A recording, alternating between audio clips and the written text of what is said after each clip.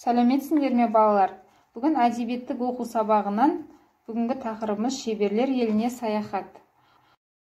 Осы сабақ арқылы жүзеге асыратын оқу мақсатымыз шығармадан әдеби көркемдегіш құралдарды табу және оларды қолдану.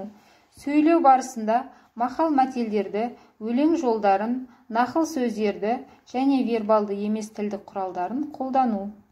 Балалар, енді сендерге сұрақ. Қолданбалы қолөнер дегенді қалай түсінесіңдер? Өздерінің жауаптарыңды тексеріп көріңдер. Қолданбалы қолөнер дегеніміз көне заманнан келе жатқан сән өнерінің бір саласы. Оған тұрмысқа қажетті жиһаз, зергерлік бұйымдар, кәдесый, кілем, тағы басқа қолдан жасалған бұйымдар жатады.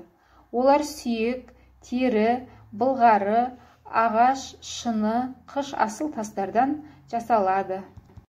Балалар, біз бүгінгі сабақта Фариза Оңғарсынованың оюлар өлеңімен танысатын боламыз. Фариза Оңғарсынова 1939 жылы Атырау облысы Новобогат ауданы Манаш ауылында дүниеге келген. Ақын, қоғам қайраткері, журналист. Өлеңдері көптеген елдің тілдеріне аударылған. Оюлар, жезқазған, үйім менің отаным, ұстаз, ескерткіш атты өлеңдердің авторы.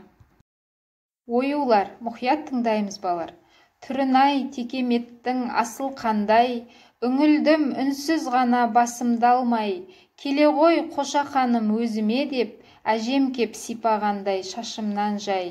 Күйімді кешсеңдер-ау сол беттегі, тұрғандай ана көңіл тербеп мені, жан бітіп жайраңдайды жан жағымнан, қазақтың қошқар мүйіз өрнектері. Аңсаумен күнім өтті қанша менің, жел бауда, басқұрда ма аңсау емім. Әжемнің көзіндей бұл оюларды, табалмай дала кезіп шаршап едім. Елестеп, көз алдыма сән шақтарым, келеді құлағыма аңсатқан үн. Түріннен текеметтің көріп тұрмын, әжемнің тарамысты саусақтарын.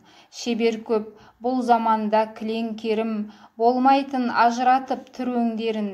Сүрінбей өте алар ма ғасырлардан, әжемнің оюындай жыр өрнегім. Балалар, өлең жолдарынан қандай түсініксіз сөздер кездесті? Текемет, бетіне ою өрнек салынған төсеніш. Басқұр, уық пен керегенің түйіскен жерін бастыра таңатын, үйдің ішіне сән беріп тұратын өрнекті ұзынша құр. Желбау, шаңыраққа үш жерден байланып, керегеге асып қоятын ою өрнекті шашақты құр. Кілең керім, бұл жерде кілең керім деген сөз бірінен бірі жақсы деген мағынаны білдіреді. Бірінші тапсырма. Өлең жолдарындағы теңеулерді табыңдар. Теңеулер туралы біз балалар бірінші есімізге түсіріп алайық. Теңеу дегеніміз затты, нәрсені, құбылысты немесе заттың, нәрсенің, құбылыстың белгісін, қасиетін, сапасын көрсететін тілдік, көркемдік ерекшелікті білдіретін ұғым. Теңеу дай, дей, тай, тей жұрнақтарын жалғану арқылы жасалады. Мысалы, Асқар таудай. Екінші тапсырма балалар, сәйкестендіру.